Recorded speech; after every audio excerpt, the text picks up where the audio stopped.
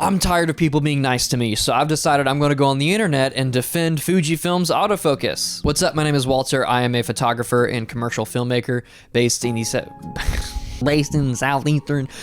the southeastern United States, and I am all about trying to put the fun back into professional photography. So if that's something that interests you, please feel free to subscribe. I've been using Fujifilm cameras professionally for a couple of years now, and I've made a few videos about Fujifilm, both the cameras themselves and why I use them. In fact, just a couple weeks ago, I made a video specifically about why I still love using Fujifilm, why I can't ever get away from them. And every time I talk positively about Fujifilm, I do get a lot of comments agreeing, and that's great. But I also get people trying to tell me that I'm wrong for using Fujifilm in a professional way for any kind of paid gigs, and that I'm doing my clients a disservice by using unreliable cameras. According to these naysayers, Fujifilm's autofocus is entirely unusable for anything more than the casual hobbyist, and I should be ashamed for even owning one as a professional. So I'm here today to tell those people that I think if you are consistently missing focus with a modern Fujifilm camera, you have a skill issue. Let's get something out of the way really quick. Fujifilm's autofocus is not as good as any other modern mirrorless camera. I'm gonna say that again so that I'm very clear. Fujifilm's autofocus is not as good as any other modern mirrorless camera. If I had to rank the autofocus from one popular camera from each major brand, from best to worst, I would rank them as follows: Sony, Canon, Nikon, Panasonic Lumix, and then Fujifilm. Notice that I put Fujifilm dead last in the pack here. I'm saying all this to emphasize the fact that I'm not living in some kind of fantasy world or alternate reality where I've convinced myself that Fujifilm's autofocus is just as good as the industry leaders, because it's simply not. I own and regularly use the Sony a7 IV, the Sony a7S III, and the Nikon ZF. So I have access to like some of the best autofocusing cameras out there right now, yet I still get by perfectly fine with my Fujifilm X-T5. Just to illustrate this, I would say that if my Sony a7 IV nails focus like 95% of the time, my X-T5 nails it like 85 to 90% of the time, which is still more than enough for me. I also want to acknowledge that Fujifilm has had a lousy track record with firmware updates, most of them over the course of 2024, that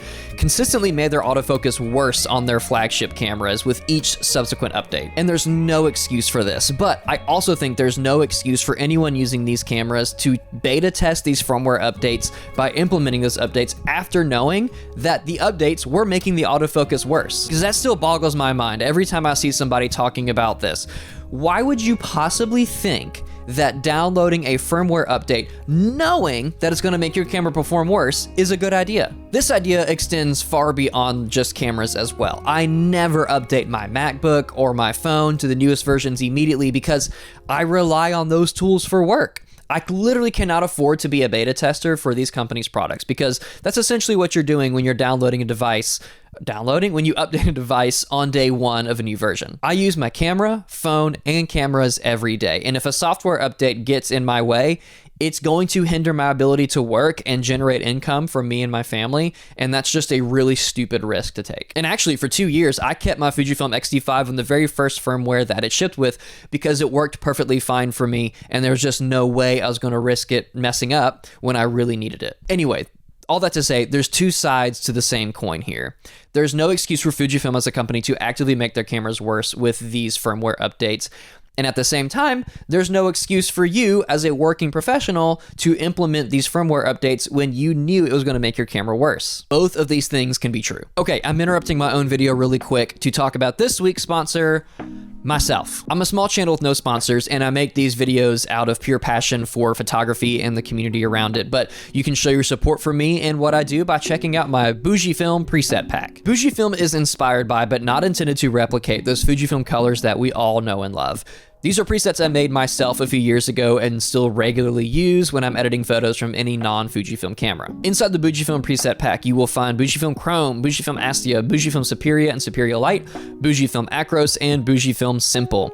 So if you like my color grading and my photography and you want to give yourself a little jump start in your editing to bring your photos from dull and lifeless to punchy and exciting, please check out Fujifilm and use the code in the description to get $5 off of your order for a grand total of $15. And if you don't want to buy the whole pack, you can also download Fujifilm Chrome entirely for free, either to try out before you want to buy the full pack, or download it and then go about your merry way, because that's fine too. Okay, thanks for the support. Now let's get back to the video. So what's actually going on here with Fujifilm's autofocusing woes? Hearing all the complaints about Fujifilm's autofocus over the past year or so just hasn't really made a whole lot of sense to me, as people are reporting problems that I simply don't seem to encounter. And I'm not presenting that as some kind of like, you're wrong because my anecdotal evidence shows otherwise. This is just my experience compared to what other people seem to be talking about. All of that has made me wonder what variables are at play here to make somebody who's having all of these Fujifilm autofocus problems to have these problems compared to me, who doesn't seem to be having those same problems. Now, I have the X-T5, which is one of the more popular cameras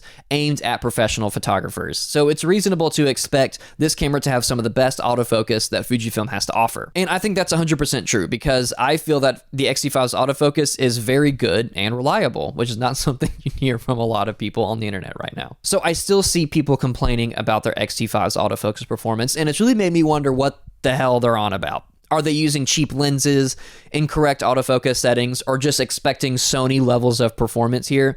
Are we really just that spoiled by Sony and Canon that we just can't even deal with any kind of autofocus system that's slightly not as good? There's really no way for like me to answer those questions, as they seem to be so particular and individualized with everyone's experience. So what I thought I could do is show you how I use the autofocus on my X-T5 in order to get perfectly sharp and in focus shots. I've seen people say they can't even trust the X-T5's continuous tracking autofocus, which I'm just going to chalk up to personal preference, as that's pretty much how I shoot exclusively on my X-T5. The first thing I've done is set up back button autofocus, which means I rely on the AF on button on the back of the camera to lock focus, not the half press of the shutter. This gives me a lot more control and confidence over what I'm focusing on, and I've been doing this method for basically my entire career, even back to my old Nikon DSLRs that I used to use. I also use AF mode wide/tracking, which means there is a single autofocus box in the middle of my screen. Here's how that works. I position the autofocus box over whatever my subject is, hold down the AF on button, and then keep that button held down while I recompose and or allow my subject to move throughout my frame.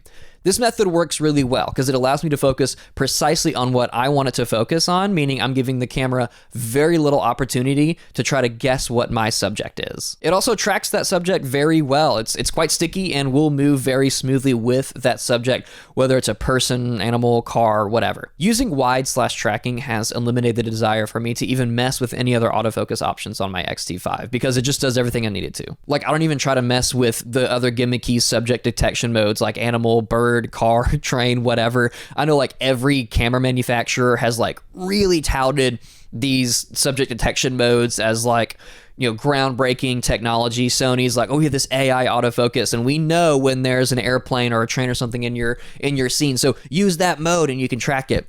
Why would you? Who cares, dude? Like, I see the train and I know that I'm going to focus on it, so I'm just going to do it myself. Because if any of these particular subjects are what I'm trying to shoot, wide/tracking with back button focusing just does it well, like every single time. So why would I let the camera try to figure out where that airplane is in my frame when I can just tell it where it is by putting the focusing box on that airplane and tracking it? So that's the autofocusing method I use on my X-T5, but there are a couple of other little things I think you should keep in mind when it comes to the whole autofocusing experience here. I highly recommend against using AF mode all. This is really just letting the camera decide where to focus every single time, and I cannot imagine an easier way to miss almost all of your shots. It doesn't matter how good any camera's autofocus is, you should never trust a device to dictate your photography over your own eyes and creative vision. The X-T5's face and eye detection is also pretty good, but I will admit that sometimes it can get a little schizophrenic and find faces in inanimate objects where, of course, there are no real faces. But I have a safeguard for when such a thing happens, and it's very easy and reliable. There's a handy little customizable button right next to the shutter, and you can program this button to do whatever you want it to do. For me, I've programmed it to toggle face/eye detection on or off. So if I'm photographing like a wedding ceremony, for example, and I'm trying to lock focus onto the bride, but the camera is instead locking focus onto the officiant, All I have to do is press that little button and boom, face and eye detect is off, and it's completely up to me to lock my focus point onto the bride instead. And finally, you can remove all of these problems by simply manually focusing your lens instead. I know that's a little bit of a cop-out, that seems like cheating, but I made a whole video a little while back about how and why you should learn manual focus, so definitely go check that out if you're tired of relying on your camera's autofocus for anything. In case you didn't notice, all of these tips I just threw out are all about giving me, the photographer, the power and control over precise focus while I'm shooting.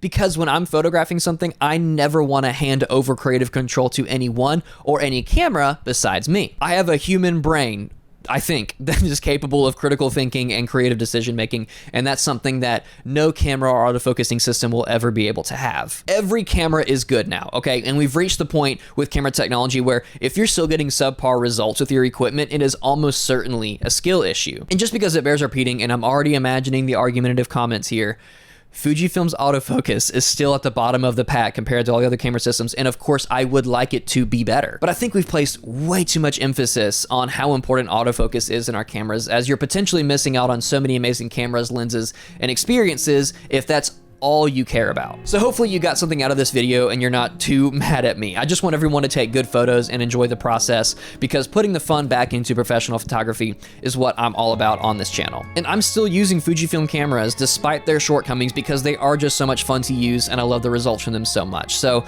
if you want to hear more about my thoughts on that, check out this video I did a couple of weeks ago about why I just can't quit Fujifilm. And if you want to support me and what I'm doing on this channel, you can like this video, leave a comment to keep the conversation going, because I do my best to respond to everybody, and of course subscribe so you can see future videos that I make, as I'm making one video a week for the whole year of 2025. And if you want to support me even further, you can check out my Fujifilm preset pack, either the full paid pack or the free Chrome download, as even those free downloads signal to me that I'm doing at least something right. And if you don't want to do any of that, that's totally fine, because I will see you in the algorithm in 6 months. We did it.